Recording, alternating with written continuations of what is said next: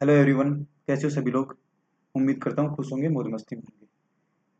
हम पढ़ रहे हैं यहाँ पर फर्स्ट गेट 2011 का मैथमेटिक्स का पेपर डिस्कस कर रहे थे, जिसके अंदर हमने 10 क्वेश्चंस ऑलरेडी डिस्कस कर लिए हैं। अब 11 नंबर के क्वेश्चन से लेकर के 20 नंबर के क्वेश्चंस तक हम इस क्लास में डिस्कस करेंगे। और ये जो बुकलेट सीरीज है वो ए वाली सीरीज है, और A B C D series में ज़्यादा डिफरेंस नहीं होता है, बस क्वेश्चंस आगे पीछे होते हैं, बाकी कोई दिक्कत होती नहीं है। क्वेश्चंस का जो नंबर ऑफ क्वेश्चन है वो बदल दिया जाता है कि ये कौन से नंबर का क्वेश्चन है, कौन से नंबर का क्वेश्चन है, बाकी क्वेश्चन सेम ही होते हैं।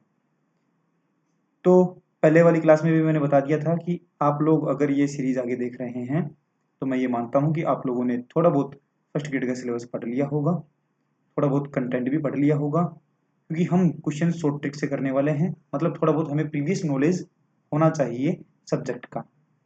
सभी क्वेश्चंस हमारे पास विद इन 15 सेकेंड्स में उनका आंसर आ जाएगा। 15 सेकंड के अंदर हम उनका आंसर निकालने की कोशिश करेंगे, क्योंकि हमें क्वेश्चंस को जल्दी से जल्दी करना है। अगर आप इनके डिटेल एक्सप्लेनेशन देखना चाहते हैं तो हमने अलग सी वीडियोस बना रखी हैं, वहाँ पर आपको डिटेल में एक्सप्लेनेशन मिल जाएगी कि ऐसा ही क्यों किया है हमने। उसके लिए अलग सी वीडियो बना रखी है। इन वीडियोज़ को बनाने का पर्पज़ सिर्फ यही है कि कोई स्टूडेंट अगर जल्दी से जल्दी क्वेश्चंस करना चाहता है और उनको थोड़ा बहुत नॉलेज है, तो वो किस तरीके से क्वेश्चन के बारे में सोचे कि उसको ज़्यादा से ज़्यादा क्वेश्चन वो अटेम्प्ट कर पाए, ज़्यादा से ज़्यादा मार्क्स लेकर के आ सके कम से कम टाइम में, क्योंकि सारा मामला टाइम का ही रहता है। आगे बढ़ते हैं। क्वेश्चन नंबर 11 जो कि कॉम्प्लेक्स नंबर के अंदर से है। The argument of this complex number, argument का मतलब होता है पूर्णांक, हिंदी में पूर्णांक है, तो इस सम्मिश्र संख्या का पूर्णांक निकालना है। Complex number z equal to है 1 minus iota upon 1 plus iota. ये अपने पास कॉम्प्लेक्स नंबर है। इस कॉम्प्लेक्स नंबर का हम क्या निकालना चाहते हैं, आर्ग्यूमेंट निकालना चाहते हैं। आर्ग्यूमेंट, आर्ग्यूमेंट क्या होता है, argument of any complex number equal to क्या होता है, ये होता है थीटा। और थीटा क्या होता है, tan inverse mode y upon mode x होता है। ये फर्स्ट क्वाड्रेंट के अंदर होता है, बाकी अलग अलग क्वाड्रेंट में अलग अलग इफेक्ट होता है, वो हम देख लेंगे आगे अगर काम आएगा तो यहाँ पर z हमारे पास जो गिवन है, ये पूरा जो है ये कॉम्प्लेक्स नंबर नहीं है, क्योंकि कॉम्प्लेक्स नंबर में अपोन में आयोटा कभी भी नहीं आता। तो जब भी हमें अपोन में आयोटा दिखेगा तो हमें उसको रिमूव करना पड़ेगा। और रिमूव कैसे कर सकते हैं, रैशनलाइजेशन करके, परिमेयकरण करके। परिमेयकरण कैसे करें, अगर 1 upon iota sorry 1 plus iota है नीचे, तो हम 1 माइनस आयोटा से क्या करेंगे, ऊपर नीचे मल्टीप्लाई कर देंगे। 1 माइनस आयोटा इसके अपोजिट साइन वाले से ऊपर नीचे मल्टीप्लाई करेंगे, तो वैल्यू क्या बनेगी, 1 minus iota upon 1 plus iota. तो 1 माइनस आयोटा से ऊपर नीचे मल्टीप्लाई करेंगे तो बनेगा 1 minus iota into 1 minus iota, ऊपर नीचे कर दिया। ठीक है, ऊपर वाला तो क्या बन गया, 1 माइनस आयोटा का स्क्वायर, और नीचे वाला बन गया है a plus B into A minus B. तो फॉर्मूला क्या बनेगा अपने पास, A square minus B square, मतलब 1 स्क्वायर माइनस आयोटा का स्क्वायर। ऊपर फॉर्मूला ओपन कर लो, 1 plus iota square minus 2 iota upon नीचे क्या बनेगा, 1 स्क्वायर 1 होता है, माइनस आयोटा स्क्वायर कितना होता है, -1 होता है। तो ऊपर वैल्यू क्या बन गई है, 1 आयोटा स्क्वायर होता है -1 माइनस 2 आयोटा अपॉन 1 और 1 2 बन गए। ये और ये कैंसिल आउट हो गए हैं, तो अपने पास वैल्यू क्या बनेगी, z equal to -2 iota upon 2। ये और ये कैंसिल हो गए हैं, तो z की वैल्यू कितनी आई है, माइनस आयोटा आई है। z की वैल्यू कितनी है, माइनस आयोटा। और z अगर माइनस आयोटा आया है तो हमें इस माइनस आयोटा वाले का क्या बनाना है, आर्ग्यूमेंट बताना है। तो देखो माइनस आयोटा किधर होता है अपने पास, अगर मैं 1 की बात करूँ, 1 कॉम्प्लेक्स नंबर किधर होगा, तो 1 तो इधर होता है, आयोटा इधर होता है, माइनस आयोटा -1 यहाँ पर होता है, और माइनस आयोटा यहाँ पर होता है, नेगेटिव वाई एक्सिस पर होता है -1 सॉरी माइनस आयोटा। तो ये अपने पास बैठा है कौन, माइनस आयोटा। और आर्ग्यूमेंट जो होता है, आर्ग्यूमेंट क्या होता है, जो भी अपने पास ओरिजिन से मिलाने वाली लाइन होगी, इस नंबर को, इस कॉम्प्लेक्स नंबर को ओरिजिन से मिलाने वाली जो लाइन होती है, उसका पॉजिटिव एक्स एक्सिस से एंगल देखना है, पॉजिटिव एक्स एक्सिस से एंगल देखना है, और वो भी काउंटर क्लॉकवाइज डायरेक्शन में। कौन सी डायरेक्शन में, काउंटर क्लॉकवाइज, मतलब एंटी क्लॉकवाइज या घड़ी के विपरीत दिशा में अपने को एंगल देखना है। तो बताओ ये एंगल कितना बनेगा, यहाँ तक तो 90 बनेगा, उसके बाद 180 बनेगा, उसके बाद यहाँ का कितना जाएगा, 270 जाएगा। तो ये एंगल कितना बनेगा अपने पास, 270 एंगल बनेगा, 270 डिग्री। सही है। और 270 डिग्री क्या होता है अपने पास, 3π/2 होता है कि नहीं होता है, होता है। 3π/2 अपने पास ऑप्शन में है नहीं, ऑप्शन में नहीं है तो हम बोलेंगे कि हमें इस डायरेक्शन में चेक करना है। लेकिन अगर आप घड़ी के विपरीत दिशा की बजाय घड़ी के दिशा में जाओगे, क्लॉकवाइज डायरेक्शन में जाओगे, तो अपने पास नेगेटिव बाहर लेना पड़ेगा। सही है, क्योंकि इसमें डायरेक्शन का ही तो इफेक्ट होता है पूरा पूरा पॉजिटिव और नेगेटिव लगाने के लिए। तो अगर आप काउंटर क्लॉकवाइज डायरेक्शन में जाते हैं तो पॉजिटिव साइन के साथ, और अगर एंटी क्लॉकवाइज डायरेक्शन में जाते हैं तो आपको, सॉरी, क्लॉकवाइज डायरेक्शन में जाते हैं तो आपको नेगेटिव साइन के साथ लेना पड़ेगा। सही है। तो जैसे ही आप इधर की साइड में जाओगे, आपको कितना एंगल चलना पड़ा है, 90 डिग्री चलना पड़ा है। और 90 डिग्री कितना होता है, π/2 होता है। लेकिन कौन सी डायरेक्शन में, नेगेटिव डायरेक्शन में। कौन सी डायरेक्शन में, नेगेटिव डायरेक्शन में। तो अपना आंसर क्या आएगा, -π/2 आएगा। तो या तो ऑप्शन में -π/2 मिल जाए या फिर ऑप्शन में 3π/2 मिल जाए, एक ही बात है। अब देख लो, यहाँ पर -π/2 है अपने पास ऑप्शन, ऑप्शन नंबर ए होगा इसका। ओके, नेक्स्ट अपने पास ये भी कॉम्प्लेक्स नंबर का है। The value of under root iota, under root iota मतलब आयोटा का अंडरूट निकलवा रहा है। क्या निकलवा रहा है, ये क्या है, square root, square root of iota, iota का अंडरूट निकलवा रहा है। सही है। इसका मतलब जेड अगर अपने पास आयोटा है तो इसका अंडरूट क्या होगा, आपको अंडरूट जेड की वैल्यू पूछ रहा है कि अंडरूट जेड कितना होगा। सही है। अब पहली बात तो ये है कि अगर ऑप्शन ए सही है तो ऑप्शन ए आयोटा का क्या है, अंडरूट है। मतलब ऑप्शन ए का स्क्वायर करने पर कौन आना चाहिए, आयोटा आना चाहिए। ये तो हुआ। सही है। तो अगर अपने पास अंडरूट जेड अगर अपने पास पी आ रहा है मान लो, तो जेड की वैल्यू क्या बनेगी, पी स्क्वायर बनेगी कि नहीं बनेगी। हाँ, तो अगर अपना ऑप्शन ए सही है तो ऑप्शन ए का स्क्वायर करने पर कौन आना चाहिए, आयोटा आना चाहिए। ये हमें चेक करना पड़ेगा। तो हम इस क्वेश्चन को ऑप्शन से भी कर सकते हैं। किससे कर सकते हैं, ऑप्शन से कर सकते हैं। देखते हैं कैसे करेंगे। ऑप्शन ए ले लो, +-1 प्लस आयोटा का स्क्वायर करना, पूरे का स्क्वायर।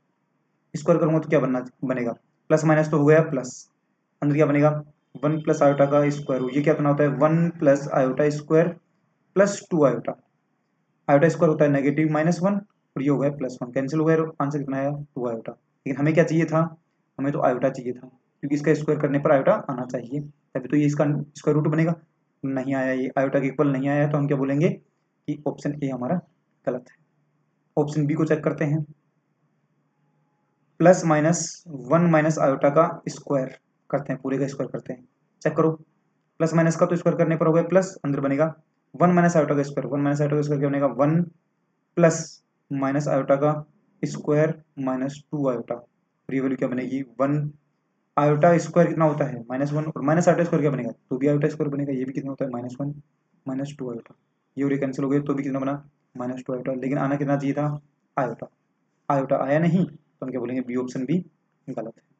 अभी मैं समझा रहा हूँ इसलिए टाइम लग रहा है, आप खुद करोगे एग्जाम में जल्दी करोगे, इस तरीके से प्रैक्टिस कर लोगे क्वेश्चंस की, तो ज़्यादा टाइम नहीं लगेगा। सी ऑप्शन को चेक करते हैं। +-1/√2, 1 प्लस आयोटा का पूरे का स्क्वायर करना है। तो प्लस माइनस तो खत्म हो जाएगा, 1/√2 का स्क्वायर क्या हो जाएगा, 1/2। अंदर वैल्यू क्या बनेगी, इसका square 1 plus iota square plus 2 iota. हाँ कि ना, ये और ये कैंसिल हो गए आपस में, तो 2 आयोटा अपॉन 2 क्या बनेगा, आयोटा बनेगा कि नहीं बनेगा, बिल्कुल बनेगा। तो इसका मतलब सी ऑप्शन अपना सही है। तो सी ऑप्शन का स्क्वायर करने पर क्या बनता है, आयोटा बनता है। सही है। तो आयोटा का अंडरूट क्या बनेगा, ऑप्शन नंबर सी बनेगा। ऑप्शन डी चेक कर लेना, ऑप्शन डी की जो वैल्यू आएगी स्क्वायर करने पर वो माइनस आयोटा के इक्वल आएगी। तो ये जो है वो माइनस आयोटा का अंडरूट है, लेकिन हमें माइनस आयोटा का अंडरूट नहीं चाहिए, हमें आयोटा का अंडरूट चाहिए। सही है। तो ऑप्शन कौन सा होगा, ऑप्शन नंबर सी। क्लियर है। आगे चलते हैं। क्वेश्चन नंबर 13, ये भी देखो कॉम्प्लेक्स का ही क्वेश्चन है। कॉम्प्लेक्स नंबर्स दे रखे हैं, Z1 Z2 Z3 are vertices of an equilateral triangle. मतलब हमारे पास एक इक्विलेटरल ट्राइंगल है, इक्विलेटरल ट्राइंगल को बोलते हैं समबाहु त्रिभुज। सही है। जिसकी तीनों भुजाएं सेम होती हैं, समान होती हैं, उसको क्या बोलते हैं, समबाहु त्रिभुज बोलते हैं। उसके वर्टेक्स हैं, उसके शीर्ष हैं, तो एक Z1 हो गए, एक Z2 हो गए और एक Z3 हो गए। सही है। तो ऐसे क्वेश्चंस को करने के लिए हमें कोई भी एक ऐसी ट्राइंगल ले लो जिसके वर्टेक्स अपने पास आ रहे हों, और कोई भी जो ट्राइंगल लेंगे वो इक्विलेटरल ट्राइंगल लेनी है हमें। क्वेश्चन के अंदर इक्विलेटरल बोला है तो एक समबाहु त्रिभुज ले लो जिसके वर्टेक्स भी ले लो। उन वर्टेक्स को आप Z1 Z2 Z3 की जगह रखते ना, तो और ऑप्शन चेक कर लेना। इस तरीके से आप कर सकते हो, सही है। एक तो वो तरीका है, लेकिन यहाँ पर नन ऑफ दीज दे रखा है तो आप ऑप्शन से नहीं कर सकते हैं, मतलब एग्जाम्पल लेकर के नहीं कर सकते हैं कि Z1 की वैल्यू कुछ मान लो, Z2 की वैल्यू कुछ मान लो, Z3 की वैल्यू कुछ मान लो, ऐसा नहीं कर सकते। क्यों? एग्जाम्पल लेने पर अगर आपने ये ऑप्शन कैंसिल कर दिया, ये ऑप्शन कैंसिल कर दिया, तो ये एग्जाम्पल से आप ऑप्शंस को कैंसिल कर सकते हैं, तो नन ऑफ दीज वाला ऑप्शन तो कभी कैंसिल होगा ही नहीं, तो आप इसको कैसे कह सकते हो? तो ये आप तभी कह सकते हो जब आप इसको भी कैंसिल कर दो, इसको भी कैंसिल कर दो और इसको भी कैंसिल कर दो, तब जाकर के डी बन सकता है। समझ गए? तो जब नन ऑफ दीज आ जाए तो हमें एग्जाम्पल से नहीं सोचना है, ठीक है। एक तो ये हो गया, और दूसरा ये कि ऐसे क्वेश्चंस के लिए हम डायरेक्ट क्लास में नोट ही लिखवा देते हैं कि जब Z1, Z2 और Z3 किसी इक्विलेटरल ट्रायंगल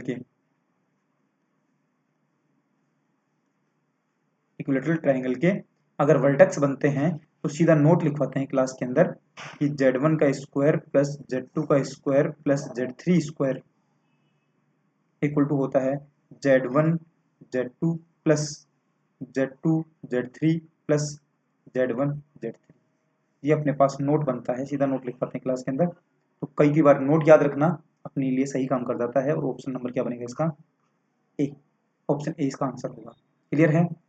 वो मैंने पहले बता दिया था आप लोगों को कि अगर आप प्रीवियस ईयर के क्वेश्चंस का सॉल्यूशन देखना चाह रहे हैं, ऑब्वियसली बात आपको थोड़ा बहुत नॉलेज होना चाहिए, आपने नोट्स पढ़ लिए हैं इसका मतलब। क्वेश्चन नंबर 14 देखते हैं, ये अपने पास है, if the sum of two unit vectors is a unit vector then angle between them is. मतलब अगर अपने पास दो इकाई सदिश दे रखे हैं, उन दोनों का जोड़ करने पर भी इकाई सदिश आता है, तो उन दोनों के बीच में कोण कितना होगा ये हमें चेक करना है। अब इसका भी नोट होता है सीधा, लेकिन हम इसका प्रूफ करवा देते हैं अभी।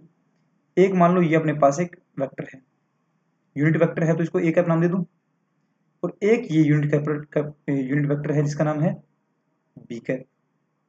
इन दोनों को ऐड करूंगा तो ये वेक्टर बनेगा कि नहीं बनेगा? इन दोनों को ऐड करने पर उसका नाम दे देते हैं हम सी कैप, क्योंकि दो यूनिट वेक्टर को ऐड करने पर भी क्या बन रहा है? यूनिट वेक्टर ही बन रहा है। सही है? इसका मतलब यूनिट वेक्टर मतलब इसकी लेंथ कितनी आएगी? 1 आएगी, इसकी लेंथ भी कितनी आएगी? 1 आएगी, और इसकी लेंथ भी कितनी आएगी? 1 आएगी। इन तीनों की लंबाई 1 है, तो सोच के देखो एक बार, तीनों की लंबाई 1 होगी तो ऐसा ट्रायंगल बनेगा कि नहीं बनेगा? ए कैप वाला, ये बी कैप वाला, और इधर आएगा वो ये सी कैप। ऐसा ट्रायंगल बनेगा नहीं बनेगा? क्योंकि तीनों की लंबाई सेम है, तो तीनों भुजाएं सेम होती हैं, तो अपने पास समबाहु त्रिभुज बनेगा कि नहीं बनेगा? इक्विलेटरल ट्रायंगल बनेगा। सही। और समबाहु त्रिभुज बनेगा तो बताओ हर एक कोण कितना होता है? 60 डिग्री। ये भी 60 डिग्री, ये भी 60 और ये भी 60 डिग्री है। सही नहीं? और अगर ये एंगल 60 डिग्री है तो देखना वो पूछ रहा है कि दोनों वेक्टर्स के बीच में एंगल कितना होगा। तो अगर अपने पास ये है एक वेक्टर, ये है दूसरा वेक्टर, और ये अपने पास बन गया है तीसरा वेक्टर, और इन तीनों के बीच में कितना एंगल है? 60 डिग्री। यहाँ पर भी 60 है और यहाँ पर भी 60 डिग्री है।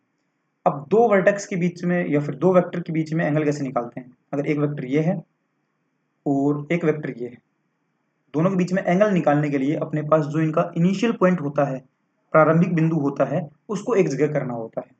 तो ये तो मैंने बना दिया ये लो ए वेक्टर, और ये बी वेक्टर को हमने बना दिया इस तरीके से बी वेक्टर। क्योंकि इन दोनों का इनिशियल पॉइंट एक जगह करेंगे तो इन दोनों को मिलाना पड़ेगा। इन दोनों को मिलाने के लिए ये बी वेक्टर को उठा करके इसके पास में रखना पड़ेगा इस तरीके से। अब इन दोनों के बीच में जो एंगल बनेगा उसको क्या बोलते हैं? इन दोनों वेक्टर्स के बीच का एंगल बोलते हैं। सही है? दो वेक्टर्स के बीच का एंगल निकालने के लिए दोनों वेक्टर्स के इनिशियल पॉइंट को एक जगह पर करते हैं, दोनों वेक्टर्स के इनिशियल पॉइंट को मिलाना पड़ता है, उसके बाद ही आप एंगल निकाल सकते हैं। ठीक है? तो ये अपने पास था ए कैप और ये था अपने पास बी कैप, दोनों के इनिशियल पॉइंट को सेम करना है, तो मतलब हम ए वेक्टर को उठाएंगे और ए कैप को मैं यहाँ पर लगा दूंगा, क्या लगा करके, ये क्या बन गया अपने पास? ए कैप बन गए। अब देखो दोनों के इनिशियल पॉइंट मिल गए, क्या बी कैप के और ए कैप के क्या बन गए? इनिशियल पॉइंट मिल गए। तो अब ये जो एंगल बनेगा अपने पास, ये जो एंगल बनेगा वही इन दोनों के बीच का क्या है? एंगल है, दोनों वेक्टर के बीच का एंगल है।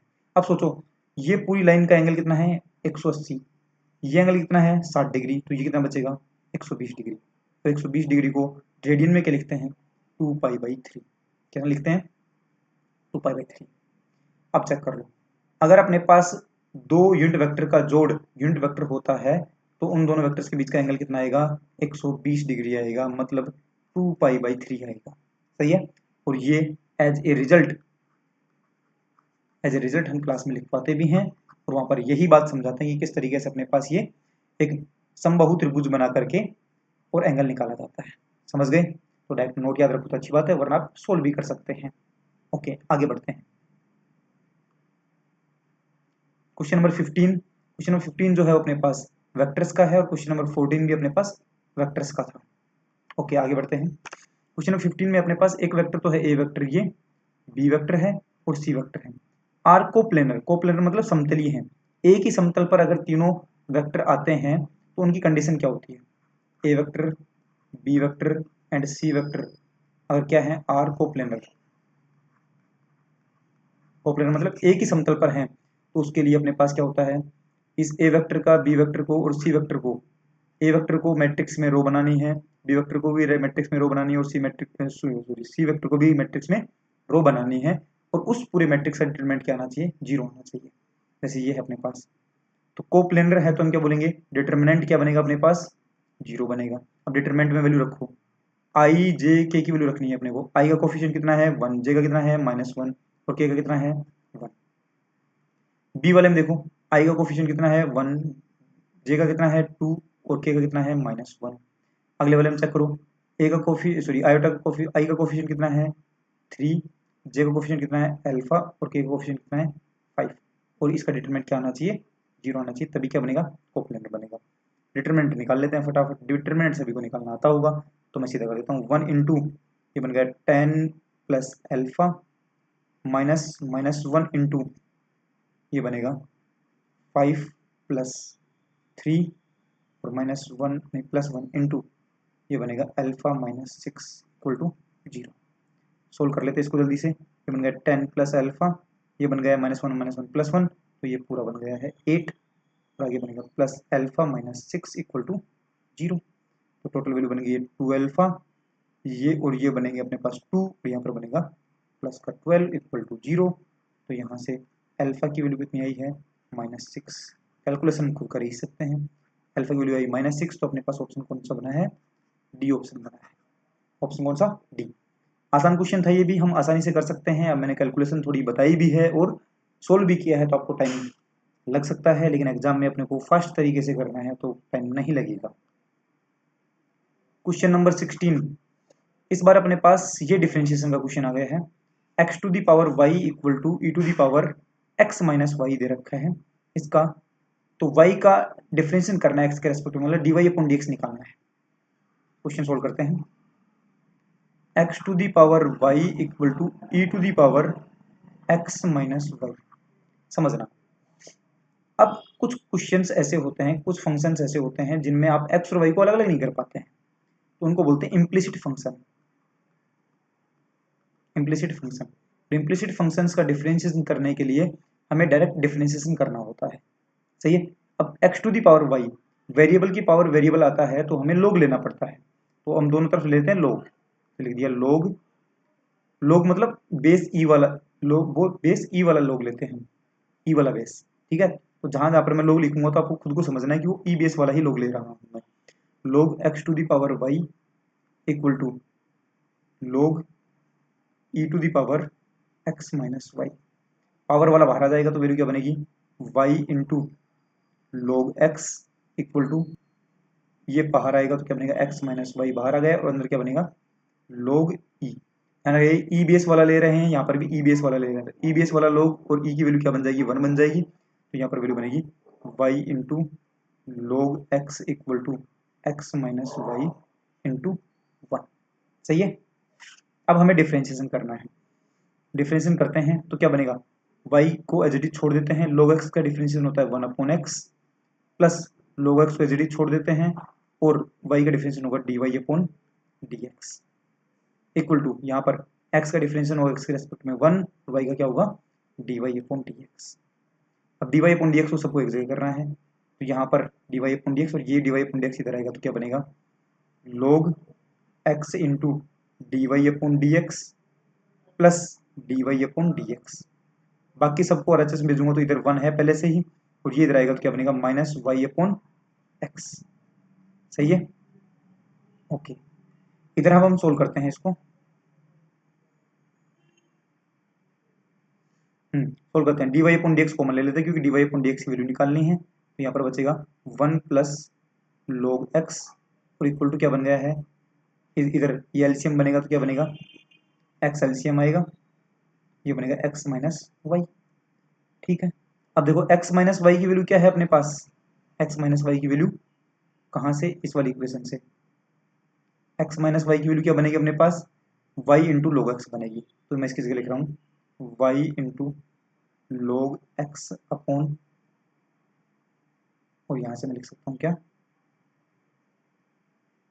x, या फिर आप डायरेक्ट भी काम कर सकते हो, यहाँ पर सीधे सीधे y अपॉन एक्स की वैल्यू भी निकाल सकते हो। कैसे निकालूँ यहाँ पर y अपॉन एक्स की वैल्यू, ये बनेगा y इंटू लोग एक्स, ठीक है, y इधर आएगा तो प्लस का y equal to x, y common ले लो, y कॉमन लिया तो क्या बनेगा, log x plus 1 equal to x. अब क्या बनेगा यहाँ से, y अपॉन एक्स की वैल्यू क्या बनेगी, ये इधर जाएगा तो बनेगा 1 अपॉन 1 प्लस log x। सही है, ये बना है अपने पास y अपॉन एक्स की वैल्यू बनी है। तो यहाँ पर हम y अपॉन एक्स की वैल्यू सीधी भी रख सकते हैं। सही है, तो मैं ये रख कर रहा हूँ, हम यहाँ पर सीधी y अपॉन एक्स की वैल्यू रख देंगे। यहाँ पर क्या है 1 माइनस, ये भी मैं रख देता हूँ, ये काम का नहीं।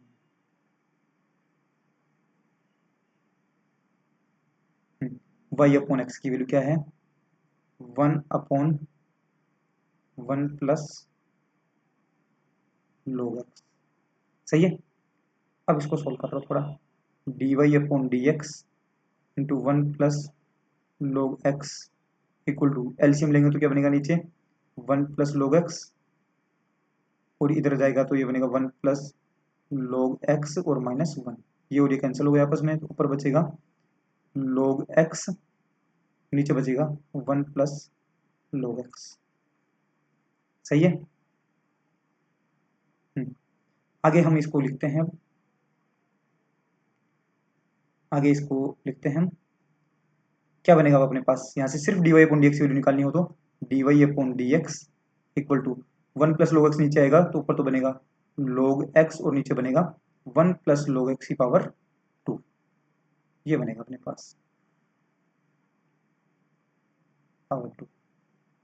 क्लियर है, हाँ। अब मैंने पहले कह दिया था कि log जो है वो EBS वाला है, तो आप चेक कर लो log x upon 1 plus log x का स्क्वायर कहाँ पर है, ऑप्शन नंबर सी के अंदर, ऑप्शन नंबर सी इसका करेक्ट ऑप्शन है। ये बात शायद सबको क्लियर हो गई होगी। ओके, आगे बढ़ते हैं, क्वेश्चन नंबर 17 देखते हैं। 17 में अपने पास वापस से एक इम्प्लिसिट फंक्शन दे रखा है, उसका डिफरेंशिएशन करना है, 2 बार डिफरेंशिएशन करना है, देखते हैं क्या बनता है।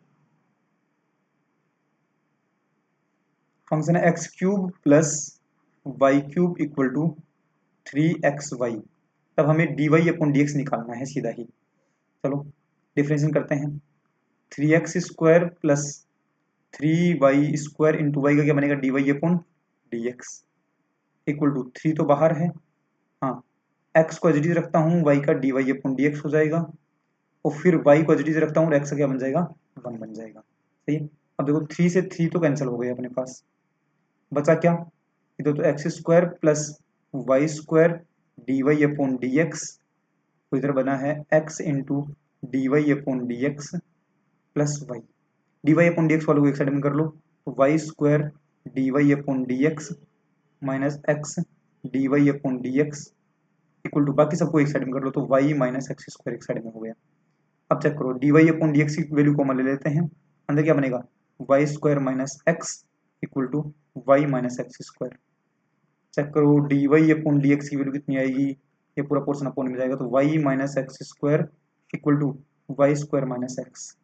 ऑप्शन चेक करो जहाँ पर वाई माइनस एक्स स्क्वायर ऊपर हो, यहाँ पर नहीं है, यहाँ पर नहीं है, यहाँ पर नहीं है, यहाँ पर भी नहीं, इसका ऑप्शन गलत है, नहीं, एक बार ध्यान से देखेंगे, यहाँ पर एक्स स्क्वायर माइनस वाई है, एक्स स्क्वायर माइनस वाई है, तो ऊपर वाले में से माइनस कॉमन ले लो, क्या बनेगा, एक्स स्क्वायर माइनस वाई, नीचे वाले में से माइनस कॉमन ले लो तो क्या बनेगा, x minus y square, minus ऊपर वाले से माइनस नीचे वाले से कैंसिल हो जाएगा। अब चेक कर लो, एक्स स्क्वायर माइनस वाई है, नीचे है एक्स माइनस वाई स्क्वायर, इसका मतलब यही क्या है, ऑप्शन सही है, सी ऑप्शन अपना करेक्ट हो जाएगा। क्लियर है, आगे बढ़ते हैं, क्वेश्चन नंबर 18, अगेन डिफरेंशिएशन का क्वेश्चन है, तो इसमें वापस से हमें डिफरेंशिएशन करना पड़ेगा।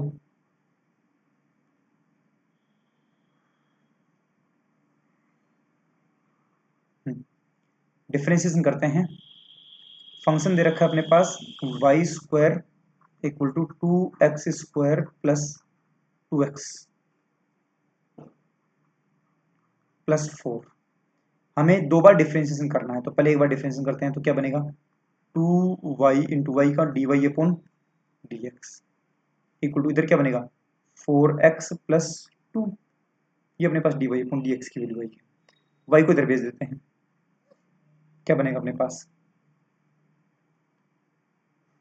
या फिर एक काम करते हैं यहाँ से d y upon d x की वैल्यू निकाल लो, d y upon d x के बाद में निकाल लेंगे। एक बार वो डिफरेंशिएशन करना है ना अपने को, एक बार वो डिफरेंशिएशन कर दो, तो ये तो बन गया 2 बाहर, वैसे 2 से 2 कैंसिल भी हो जाएगा, तो पहले 2 कैंसिल कर दो, 2 से ये 4 और ये 2 कैंसिल हो जाएगा, तो वैल्यू क्या बनेगी y into d y upon d x equal to 2x plus 1। सही है। एक बार और डिफरेंशिएशन करना है, क्या बनेगा y एज इट इज, ये बन गया है d two y upon d x square plus इस बार d y upon d x as it is, और y का बनेगा तो क्या बनेगा d y upon d x बनेगा equal to R H S में क्या बनेगा सिर्फ 2 बचेगा, क्या बचेगा 2। डिफरेंशिएशन दो बार करने पर ये बन गया। अब बताओ यहाँ से हमें क्या चाहिए, सिर्फ हमें तो दो बार डिफरेंशिएशन चाहिए था, तो y into d two y upon d x square को तो एक जगह रखो और बाकी सबको उधर भेज दो, तो क्या बनेगा बाकी सब इधर आएगा, तो 2 माइनस यूडी बनेगा d y upon d x का square, d y upon d x का स्क्वायर। सही है। ओके, अब बताओ यहाँ पर d y upon d x की वैल्यू क्या आएगी, यहाँ पे d y upon d x की वैल्यू चाहिए हमें, तो वो क्या बनेगा 2x प्लस 1 अपॉन वाई बनेगा। सही, और ये वैल्यू हम पुट करके यहाँ पर रखेंगे उठा करके। अब देखो इधर इधर क्या बन रहा है अपने पास, इधर ये बन रहा है कि y की power 3 into d y upon d x या d two y upon d x square value निकालनी है, तो इधर भी वाई स्क्वायर से मल्टीप्लाई करना पड़ेगा, इधर भी वाई स्क्वायर से मल्टीप्लाई करना पड़ेगा। कर दो y cube into d square y upon d x square equal to, इधर वाई स्क्वायर से मल्टीप्लाई करूंगा तो बनेगा 2y स्क्वायर माइनस इधर बनेगा y square into d y upon d x का स्क्वायर। सही है। ओके, तो ये बन गया 2y स्क्वायर, तो 2y स्क्वायर की जगह क्या रख सकता हूँ मैं, 2 तो 2 है, तो ये बनेगा y स्क्वायर, तो वैल्यू क्या बनेगी अपने पास 2 इंटू वाई स्क्वायर कितना है, वाई स्क्वायर है अपने पास 2x स्क्वायर प्लस 2x, अरे 2x नहीं था ये 3x था, पूरा क्वेश्चन गलत हो गया, 3x यहाँ पर क्या बनेगा 3 बनेगा, 3 बनेगा। सही है, तो यहाँ पर 2 बचेगा, इस तरीके थोड़ा ध्यान रखना है वरना पूरा ही क्वेश्चन खराब हो जाता है इस तरीके से। ये 3 अपने पास,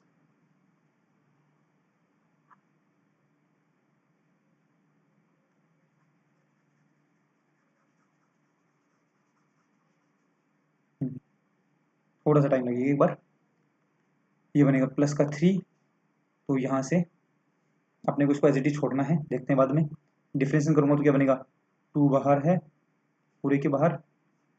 ओके, इधर क्या बनेगा अपने पास 4, इसका डिफरेंशिएशन क्या बचेगा 4, यहाँ पर 4 बनेगा। ओके, अब यहाँ से ये और ये और 2 कैंसिल हो जाएंगे, तो अपने पास क्या बचेगा ये और ये कैंसिल होकर के क्या बचेगा यहाँ पर 2 बचेगा। अब क्या बनेगा d y upon d x, ये वाला बचेगा। ओके, इधर बनेगा 2 और ये पूरा उठ करके इधर आएगा, तो माइनस का ये बनेगा। ठीक है, अब आगे सही है अपने पास, सही है ना। हाँ, वाई स्क्वायर से बहुत सारे मल्टीप्लाई करूँ तो ये बन गया वाई स्क्वायर और ये बन गया अपने पास ये वैल्यू। ओके ओके, यहाँ से मैं y into d y upon d x की वैल्यू निकाल लेता हूँ, जो बनेगी अपने पास 2x प्लस 3/2। ओके, इसको यहाँ पर पुट कर दूंगा मैं, तो यहाँ पर मैंने 2 इंटू वाई स्क्वायर की वैल्यू तो पुट कर दी है, ये लो 3x प्लस 4 और माइनस ये क्या है वाई डी वाई का स्क्वायर है, वाई डी वाई का स्क्वायर, तो ये वाई डी वाई रहा, इसका स्क्वायर कर देंगे तो क्या बनेगा 2x प्लस 3/2 का स्क्वायर। इसको सोल्व कर लो, ये बनेगा 4x square plus 6x plus 8 minus इसका स्क्वायर करूंगा तो क्या बनेगा 4x स्क्वायर प्लस 9/4 और प्लस इन दोनों को मल्टीप्लाई करूंगा और 2 के साथ मल्टीप्लाई करूंगा तो वैल्यू क्या बन जाएगी अपने पास, इन दोनों को मल्टीप्लाई करूंगा तो बनेगा 3x और 2 से और मल्टीप्लाई करूंगा क्या बनेगा 6x। चेक कर लो, ये पूरा पॉजिटिव है, ये पूरा नेगेटिव है, तो ये और ये कैंसिल हो गए हैं, और 6x और 6x कैंसिल हो गया, तो बचा कितना अपने पास 8 माइनस 9/4। सही है, ये बचा अपने पास। तो इसको सोल्व कर लेना, ये कांस्टेंट वैल्यू है कि नहीं है, इसमें ना तो x है और ना ही y है, तो वो अपने पास क्या बनेगा, एक कांस्टेंट फंक्शन बनेगा, ना तो y का फंक्शन बनेगा ना ही x का फंक्शन बनेगा, और दोनों का फंक्शन भी नहीं बनेगा। तो अपने पास आंसर क्या आएगा, option number A. Option A ही अपना क्लियर है, अचर वैल्यू बनेगी। क्लियर। क्वेश्चन अगला 19 नंबर, फंक्शन है f of x equal to, एक फंक्शन दे रखा है हमारे पास f of x equal to x cube minus 3x² minus 24x plus 5। ये अपने पास फंक्शन है, ये इंक्रीजिंग किस इंटरवल में होगा। अब बताओ इंक्रीजिंग के लिए क्या करते हैं,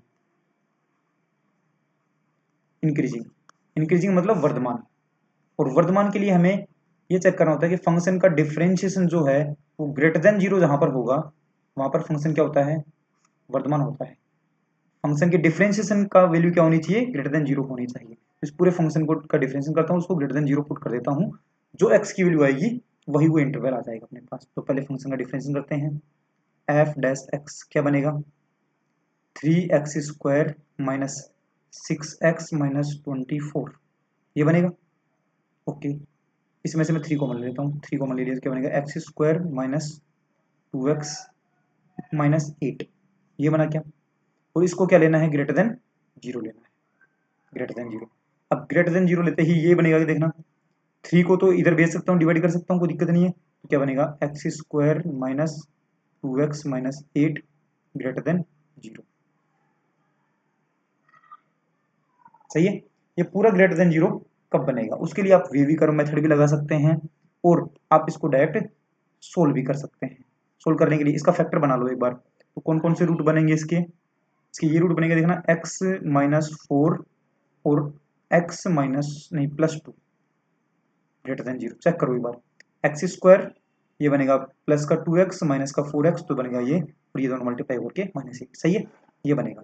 अब बताओ ये वैल्यू इनटू ये वैल्यू ग्रेटर देन जीरो कब बनेगी, अगर ये पॉजिटिव है तो ये भी पॉजिटिव होना चाहिए, और ये अगर नेगेटिव है तो ये भी नेगेटिव होना चाहिए।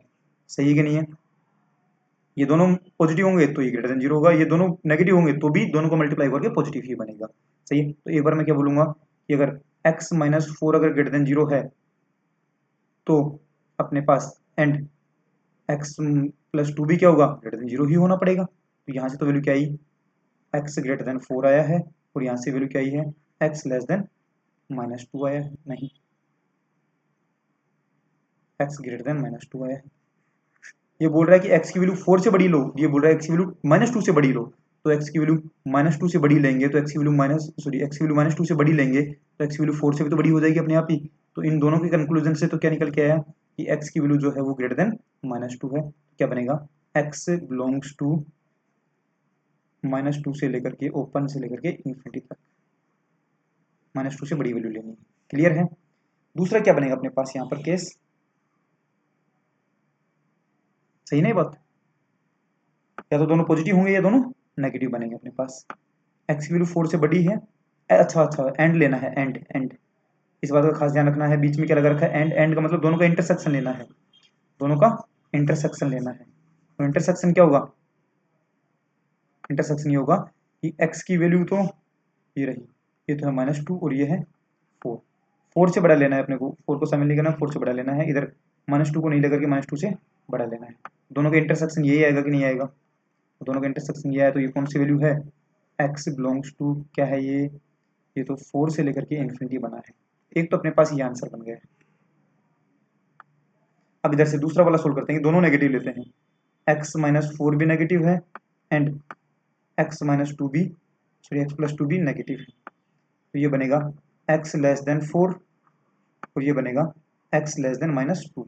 दोनों का इंटरसेक्शन लेना है, एंड लिखा हुआ है, तो क्या करूंगा मैं, ये लो, ये -2, ये है 4, वैल्यू क्या बनेगी, -2 से छोटा लेना है, -2 से छोटा ले लिया है, और इधर 4 से छोटा लेना, तो 4 से छोटा ले लिया है। दोनों का इंटरसेक्शन ये बनेगा क्या, इंटरसेक्शन में क्या आएगा अपने पास बताना, इंटरसेक्शन में अपने पास आएगा एक्स की वैल्यू जो है वो -∞ से लेकर के -2 तक आई।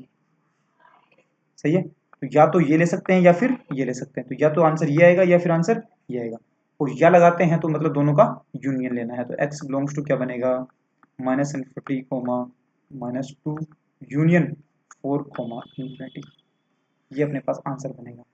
याद रहे, जब आप या लगाते हैं हिंदी वाला या इंग्लिश वाला और ये लगाते हैं तब तो यूनियन लेते हैं, और हिंदी वाला और लगाते हैं और इंग्लिश वाला एंड लगाते हैं, हिंदी वाला और इंग्लिश वाला एंड लगाते हैं तो अपने को इंटरसेक्शन लेना पड़ता है, और हिंदी वाला या और इंग्लिश वाला और लगाते हैं तो फिर अपने को यूनियन लेना पड़ता है। तो ये ऑप्शन कौन सा बनेगा अपने पास, ऑप्शन नंबर ए अपना सही आंसर होगा। आगे बढ़ते हैं, question number 20, function f of x दे रखा है, मोनोटोनिक इंक्रीजिंग कहाँ पर होगा, मतलब एकदिष्ट वर्धमान कहाँ पर होगा। अपने पास कोई वर्धमान वाली बात आ गई है वापस से, और वर्धमान वाली बात आएगी तो हम क्या बोलेंगे, अपने को फंक्शन का डिफरेंशिएशन निकालना पड़ेगा। F of x equal to कितना है, x square into e to the power minus x है, तो फंक्शन के डिफरेंशिएशन को क्या रखना पड़ेगा, ग्रेटर देन 0 रखना पड़ेगा।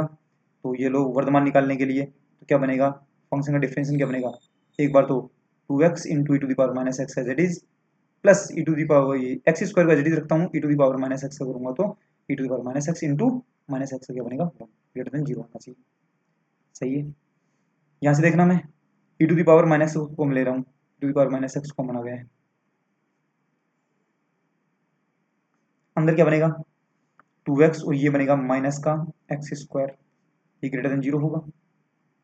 अब बताओ e to the power minus x जो है ये ऑलवेज क्या होता है, पॉजिटिव होता है। सही है, पॉजिटिव वैल्यू को हम दोनों साइड में डिवाइड कर सकते हैं, क्या कर सकते हैं, तो अपने पास क्या बनेगा, पॉजिटिव वैल्यू से इधर डिवाइड कर देंगे तो वैल्यू बनेगी अपने पास 2x minus x square greater than 0, और पॉजिटिव वैल्यू से अगर इनइक्वलिटी में मल्टीप्लाई करते हैं ये डिवाइड करते हैं तो अपने पास इनइक्वलिटी का साइन भी नहीं बदलता है। ओके, ये क्या बन गया अपने पास, x कॉमन ले लो इसमें से तो क्या बनेगा 2 minus x greater than 0। Clear है, हाँ अब बताओ अपने पास वैल्यू क्या बनेगी यहाँ से। हाँ, अपने पास ये बोल रहा है मोनोटोनिक इंक्रीजिंग कहाँ पर होगा, मोनोटोनिक इंक्रीजिंग, तो ये अपने पास वैल्यू आई है, तो हम क्या बोलेंगे इससे, या तो दोनों दोनों को मल्टीप्लाई क्या होना चाहिए पॉजिटिव, अगर इसको पॉजिटिव लेते हैं तो इसको भी पॉजिटिव लेना पड़ेगा, तो अगर इसको नेगेटिव लेते हैं तो इसको भी नेगेटिव लेना पड़ेगा। ओके, एक बार मैं x को ग्रेटर देन 0 लेता हूँ पॉजिटिव, एंड 2 माइनस एक्स भी क्या होगा, पॉजिटिव होगा। 2 माइनस एक्स पॉजिटिव है, इसका मतलब क्या है, इधर आएगा तो x 2 ग्रेटर देन क्या होगा x से, इसका मतलब क्या है कि x की वैल्यू 2 से छोटी है। चलो ये लो रियल लाइन पर पुट कर देते हैं इनको, ये तो बोल रहा है कि x की वैल्यू 0 से बड़ी लेनी है, ये लो 0 0 से बड़ी लेनी है, 0 को शामिल नहीं करना, 0 से बड़ी लेनी है, ठीक है 2 से छोटी लेनी है, यहाँ पर रहा 2 2 को शामिल नहीं करना, 2 से छोटी वैल्यू लेनी है, दोनों का इंटरसेक्शन ये बनेगा कि नहीं बनेगा, बनेगा, तो x की वैल्यू क्या बनेगी बोलो, 0 से लेकर के 2 के बीच में बनेगी।